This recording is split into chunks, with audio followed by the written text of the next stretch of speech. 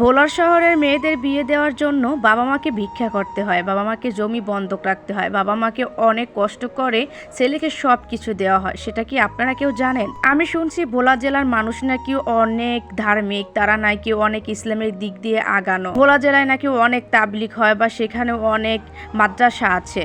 আমার একটা প্রশ্ন, এই যে যৌতুক দেওয়া নেওয়া হচ্ছে এ বিষয়ে ভোলার মানুষ কেন কিছু বলে না? তারা কেন প্রতিবাদ করে না? ভোলা জেলায় মেয়েদের বিয়ে দেওয়ার সময় এত এত যৌতুক কেন দিতে হয়? জামাইকে পা থেকে শুরু করে মাথা অবধি, জামাইয়ের ভাই বোন, জামাইয়ের বোন, জামাইয়ের বোনের স্বামীদের থেকে শুরু করে সবাইকে সবকিছু দিতে হয়। কেন দিতে হয়? কই এরকমটা নিয়ম তো আমি অন্য কোনো জেলাতেই দেখি নাই। মেয়ের মা বাবা ধনী হোক বা গরিব হোক, তাকে মেয়ের বিয়েতে মোটা অঙ্কের টাকা দিতেই হবে, মোটা অঙ্কের টাকা খরচ করতে হবে। ছেলের বাড়িতে দাওয়াত দিয়ে ছেলের বাপ মা সহ শুরু করে ছেলের 14 গোষ্ঠীকে বিয়ের সময় দাওয়াত করিয়ে খাওয়াতে হবে। তারপর আবার ছেলের সাথে যারা আসবে তাদেরকে নাকি পা থেকে মাথা অবধি সাজিয়ে দিতে হবে। সাজানো বলতে একদম জুতা থেকে শুরু করে প্যান্ট শার্ট সব কিছু। তাতে 10 জন আসুক আর 5 জন আসুক, দিতেই হবে। অথচ মেয়ের বাড়ি থেকে কেউ গেলে তাকে কিছুই দেয় না।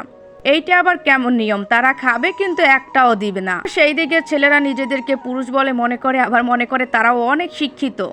আমি দেখলাম যে মেয়ের বিয়ে, সে মেয়ের বিয়েতে অনেক মহিলারা আসছে একদম পর্দা করে, অনেক পুরুষ আসছে একদম পা অব্দি মাথা পর্যন্ত টুপি দিয়ে। বাবা গো বাবা, তারা কেমন ধর্ম পালন করে? তারা জানে না ইসলাম ধর্মে এগুলো নিষেধ, এগুলো হারাম, এগুলো জায়েজ নেই।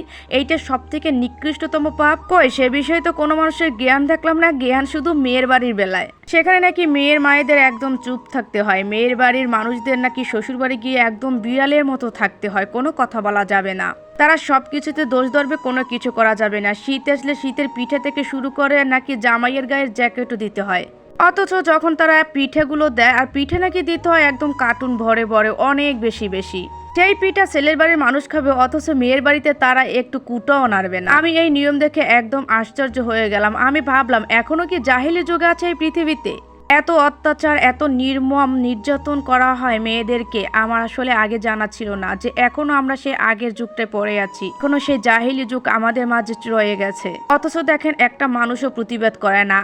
আমি তো শুধু এক জায়গায় দেখি নাই, আমি বারবার সব জায়গায় দেখেছি। আমি সব মেয়েদেরকে জিজ্ঞাসা করছি, সব বউদেরকে জিজ্ঞাসা করছি, আপনাদের বেলায় কি এমন হয়েছে?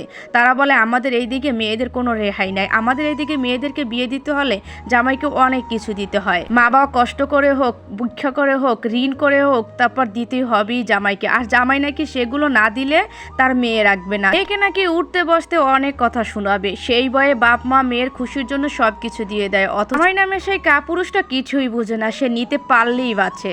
একবারও কি সে ভেবে দেখে না সে একদিন কোনো মেয়ের বাবা হবে, তারও এইভাবে অবস্থা হবে? আসলে ওই দিকের মানুষের কোনো ইমান আমি দেখি নাই। এখন এইখানে অনেকেই বলবে কই ভোলাতে এরকম হয় না? ভোলার চর ফ্যাশনে এটা বেশি হয়।